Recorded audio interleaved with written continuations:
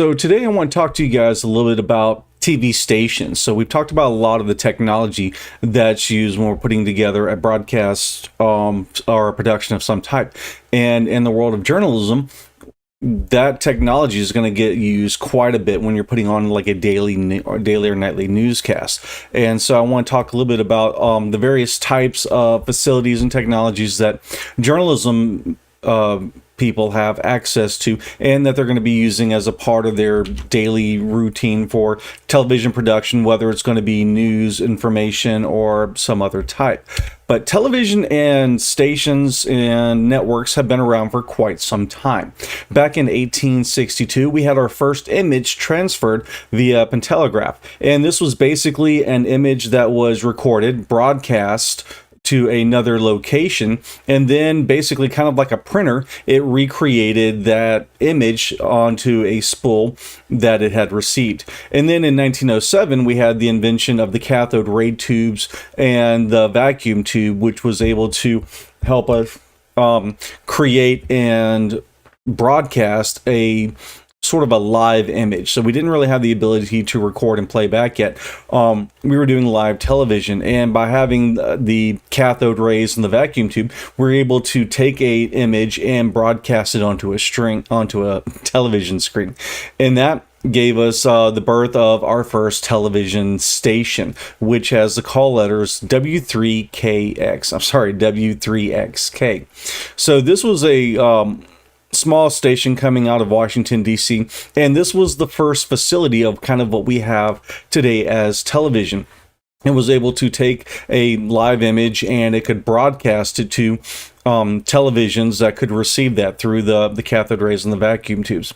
And then by 1937, we had a group of television stations that had banded together to become our first network. CBS, the Central Broadcasting System, was the main group that all of these TV stations kind of were affiliated with, and there wasn't really a whole lot of diversity of broadcast information, so they were getting a lot of their shows and a lot of their information from this one network.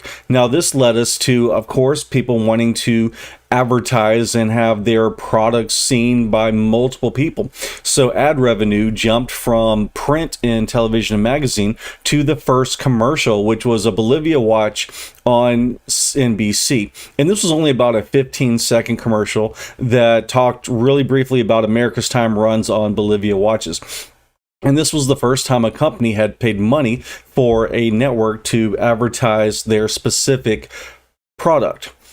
And then a few years later, in the 1950s, we started transitioning video from black and white to color. So we had made advances in the cathode tubes and the X-rays to give the ability to now move things from black and white into color. And this caused an evolution in television where you would see a lot of programming saying, now in color, we've got this program as a means of drawing more and more an audience to it. And television kind of stayed the same for many, many years. And then in the late 1990s, right around 2000, we started switching over to higher definition from standard definition. And we also had the incorporation of what was known as a flat screen. So we started moving away from the 4:3 resolutions into the 16:9 aspect ratios. So flat screens had started coming around along with some LCD and other types of technology. And then in 2009, the FCC gave a mandate that they were going to switch all broadcasts and all television from analog to digital. And this was also going to move everybody up into high definition. So we were moving away from one type of technology into another type. And this, like I said, was being brought on by the FCC, the Federal Communications Commission. And this is a part of the government that helps monitor and create policies and rules for types of communications that goes on throughout our country. If it's going to be something like a radio signal, a television signal, satellite radio, technology for wireless microphones, wireless video, transitioning from standard definition to high definition or analog to digital. The FCC is going to be the main governing body for this policy changes and the technologies that go on through it. Now, FCC has also had policies in place for how television is controlled and how much of the television populace a single entity has access to.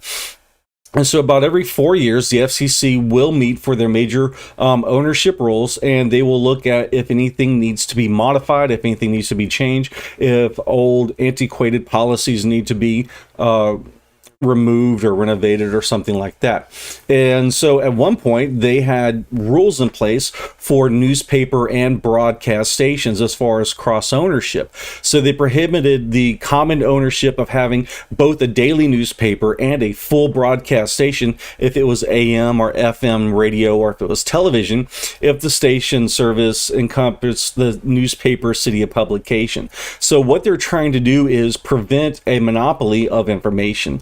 They wanted to make sure that a single source did not have the ability to take over all the information that was being spread in a specific area. If it's going to be through newspapers, through magazines, through daily articles, if it was going to also cover things like AM and FM radio or television. And they also talked about national TV ownership. And they said that if you have a national television network, you cannot reach more than 39% of the U.S. households.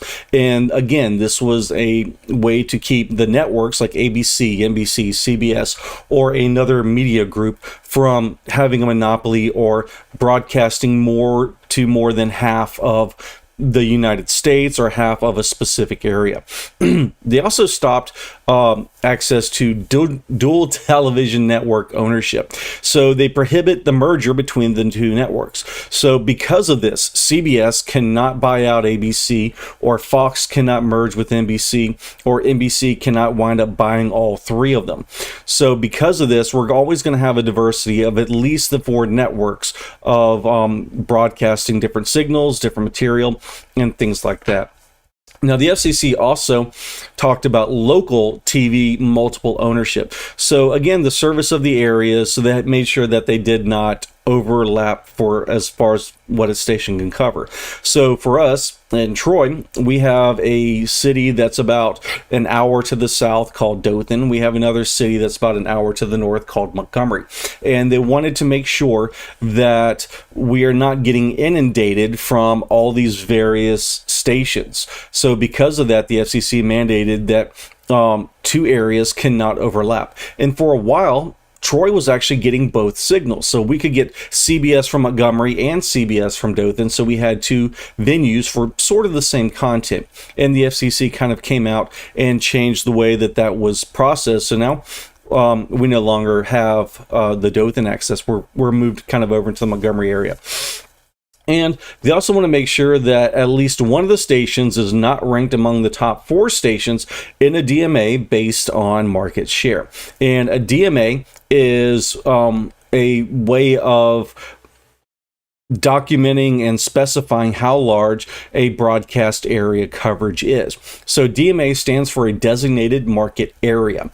In our case, market area is almost like major cities. So Montgomery would have a DMA to cover their surrounding area, and Troy falls under that. Dothan, being a smaller station, is going to have a little bit smaller DMA, and they'll have local cities and municipalities that are going to fall in that. And I'll cover a little bit more about that as we move on. And so the last review of the major broadcast ownerships occurred in 2017 when the FCC met. And again, they're going to meet this year. And so once they do meet, and they may have some revisions for policies, we'll kind of see what comes out when they do meet. So to kind of break it down a little bit more, they talked about, again, newspapers and broadcast stations cross ownership. And these were some of the revisions that came in the 2017 FCC meeting. So they basically eliminated its rule that previously prohibited common ownership of a full power station and a daily newspaper. They also kind of put in a stipulation of the station's contour defined separately as the type of station. So if it was like an AM and FM or radio if they completely encompassed the newspaper city of publication and the station newspapers were in the same relevant Nielsen market.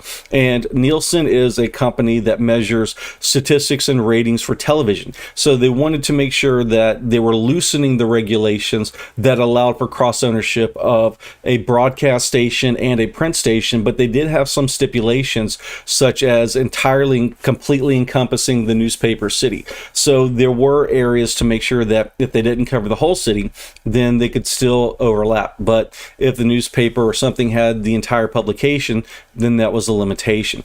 Now, at the same time, the commission also eliminated the cross ownership rule, restricting common ownership of a broadcast radio and television stations in the same market.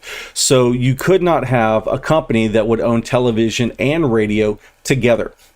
This was, again, originally designed to kind of keep competition going. It also made sure there wasn't going to be a monopoly of information. So if you have one company who has extremely liberal views or a company that has extremely conservative views, if they own radio and television that comes in to the city, they would have the ability to monopolize the information that people were hearing. And so the FCC kind of eliminated some of that cross ownership because they were saying that now people can get more information, not just from their local radio and television, but from sources like the internet, streaming services, podcasts, and things like that. They were also limited considering the growth of the number and variety of sources, local news and televisions in the modern marketplace. So again, they were factoring things like smartphones, digital news, things that didn't used to be able to provide information to a single market. Now we get a lot of information from the internet, and so this is providing another avenue for them to move into. So one of the things they talked about before was for the national television ownership. They talked about that a station cannot have more than 39% of content. So they wanted to make sure that they weren't getting close to 50% of the information or 61%. They wanted to make sure that they were still limited in how much information they were presenting, and that it was not going to move into a majority. They wanted to make sure everybody still had variety of sources to get information and media from. They talked about dual network ownership, and the rules basically prohibit the merger of the four major networks. So again, ABC, CBS, Fox, NBC are never going to be able to merge or buy each other out. They're always going to remain separate entities unless the FCC goes in and modifies the rules and regulations, changing that policy. As far as the local TV multiple ownership, the entity permitted to own up to 2 TV stations in the same market area if either the station area is known as a digital noise limited service content. So basically, as long as the stations didn't overlap each other's signal, then this wouldn't be a problem. Or if at least one of the stations is not ranked in the top 4 stations. So what this basically means is as long as they weren't having one of the stations was a major station and then trying to take up multiple minor stations, this would not be allowed, because again, this would start to provide a monopoly of information. Now, for local radio and television cross ownerships, the ownership restrictions were based on a sliding scale. So for a larger city, they had a different means of ways they could use. So in the realms of like markets where at least 20 independently owned media voices, and a media voice could be things like a newspaper, a radio station, a television station. For things like a large city that had at least 20, then an entity can own up to 2 TV stations and 6 radio stations, or 1 TV and 7 radio stations, kind of depending on how you looked at it. If the market was a little bit smaller, so if you had at least 10 independently owned media voices, now you're down to 2 TV stations and only 4 radio stations. If you go to a smaller market where there's only a small entity of media voices, then you could have only like 2 TV stations and 1 radio station. So all in all, this was kind of meant, again, to kind of prevent stations or companies of getting a monopoly of information. Now, with the local radio ownership, so we're going to kind of jump into radio and get out of TV for a little bit. They did restrictions that are based on, again, that sliding scale. So in a radio market where there are 45 or more stations, an entity can own up to 8 radio stations, but no more than 5 which are in the same service. So they can have not all more than 5 of FM stations or more than 5 AM stations. And then you go from the bigger city, you scale it down. If you have about 30 to 44, well, then you're down to 7 stations, but no more than 4 or 6 in the same service. Drop it down to 15 to 29, you're moving it down to 6 stations. And then if you got a market that's got about 14 or fewer stations, then you can have no more up to 5. So this way, you're not going to have more than 50% of all radio stations in a single market, and you're not dominating the information that people are able to see. So in 2017, the FCC had a new policy adoption, and this was called the ATSC 3.0, or the Advanced Television Systems Committee. So basically, in the past, video entertainment consisted of sitting in front of a television and watching a broadcast when it happened. So if you wanted to watch your favorite show, you could only watch it on Thursday nights at 8 p.m., 7 Central. Or if your favorite show came on Tuesdays at 8 o'clock or Tuesdays at 9 o'clock, you would have to sit in front of your TV at that time in order to see that broadcast. Well, with the advantage of, or the invention and the modification of streaming technologies, where people can go to a television or a computer and they can watch an entire series of television or entire season of a show at one sitting, that changed the way people view. So people want the capability of watching nearly anything they want. They want to watch it whenever they want, however they want, wherever they want, and they want that content delivered to them. It could either come in over the air, over cable, over satellite, or via the internet. It could also be locally stored. So one of the things that kind of came out was during the late 70s, early 80s, a new technology emerged called video capturing, VHS tapes. So people could actually record their favorite show and then watch it at a later time. Or if there was a sporting event coming up that you might not be able to watch in real time, you could record it onto a tape and then watch it later. But now that we've moved that and evolved it into streaming medium, it's making it to the point where people don't have to watch television at a specific time. Although in some ways it's kind of starting to come back. There are a few shows that instead of releasing an entire series at once, they're releasing them on a week by week basis. A couple things that come to mind was Disney with the release of The Mandalorian. Instead of doing the entire season, every Thursday a new episode will come out for about 5 weeks. They're doing it again with some other programs where they're going to have one single episode come out every about once a week, and then they'll do that for about 5 or 6 weeks. So that's just a look at kind of how television revolved and how we moved into going from transmitting a single image that was scratched onto a piece of paper or a tablet to live streaming internet, that we can pick up any show we want pretty much and watch it almost whenever, however